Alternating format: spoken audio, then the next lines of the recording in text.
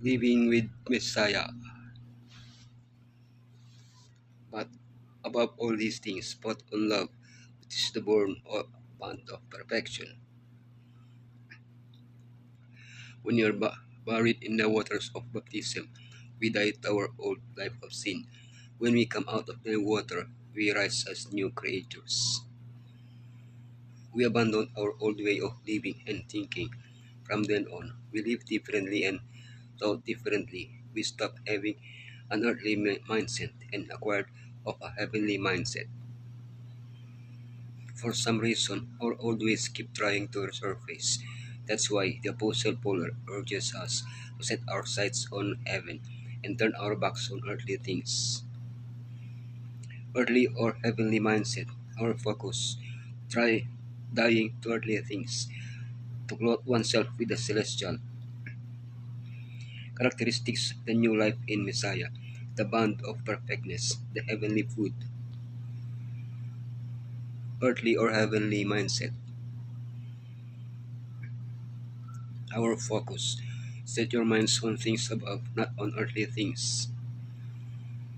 Starting from the reasoning that we have been raised with Messiah in baptism, Paul urges us to follow Yeshua to the place where he went after his resurrection, the throne of Elohim. Of course, we will only be able to do this physically when Yeshua takes us there at his second coming.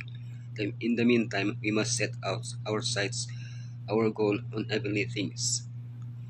We have died, and our life is hid with Messiah in Elohim. The life is spoken of here is the one we receive when we accept Messiah. But that life, in order to remain alive, needs to be nourished daily. Every day we must seek the things above, fixing our eyes on Yeshua.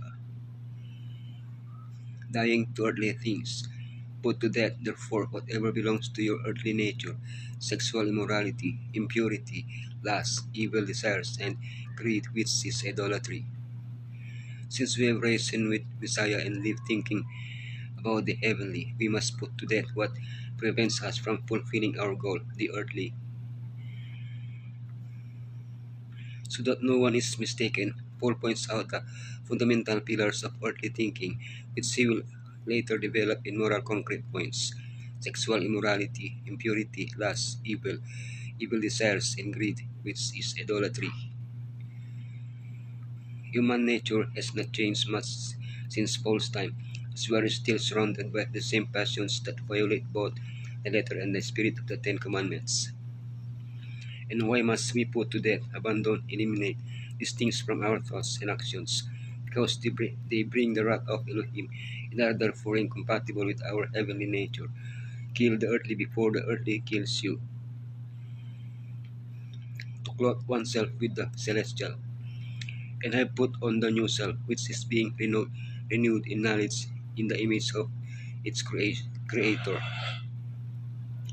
In true proverbial style, Paul adds to the five pillars of earthly thinking five earthly acts to avoid: anger, rage, malice, slander, and filthy language from your lips, and ends with a sixth act, the worst of all: do not lie to each other.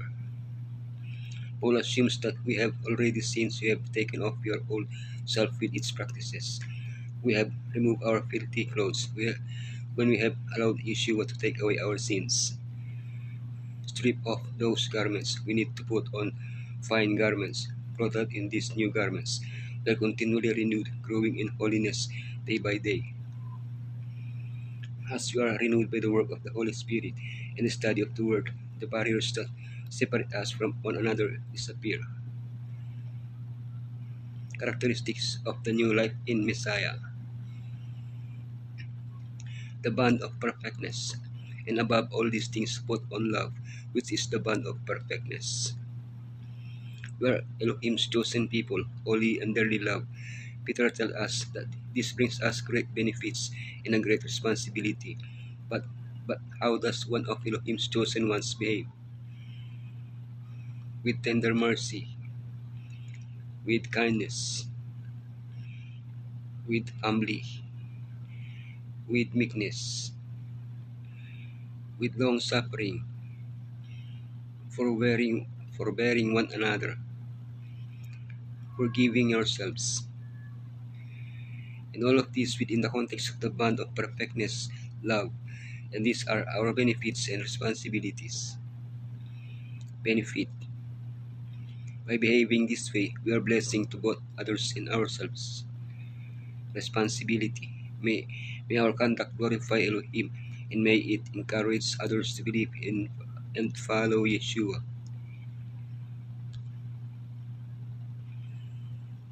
The heavenly food. Let the message of Messiah dwell among you richly as you teach and admonish one another with all wisdom through psalms, hymns, and songs from the Spirit, singing to Elohim with gratitude in your hearts. Colossians 3:15 to 17 shows us how to feed our heavenly nature, and it turns out that we cannot feed it in isolation, but we need the fellowship of the church for this. Letting the peace of Elohim rule us, remaining anonymous as one body, being grateful, studying the Bible extensively, teaching each other what we have learned, singing psalms, hymns, and spiritual songs, doing everything in the name of Yeshua. Song is a weapon that we can always use against discouragement, as we thus open the heart to the sunlight of the Savior's presence. We shall have health and His blessing.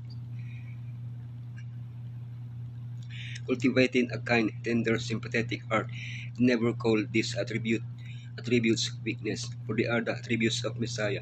Be careful of your influence. Let it be of so pure and fragrant a character that you will never be ashamed to have it reproduced in others. As drop of water make the river, so little things make up life. Life is a river, peaceful, calm, and enjoyable, or it is a troubled river, always casting up mire and dirt. In this life, you may place yourself under the discipline of the Holy Spirit. Through the sanctification of the Spirit, you will thus grow more and more like Messiah. Truth for the end times, Sabbath school lessons, presentations, spiritual reflections, and sermons.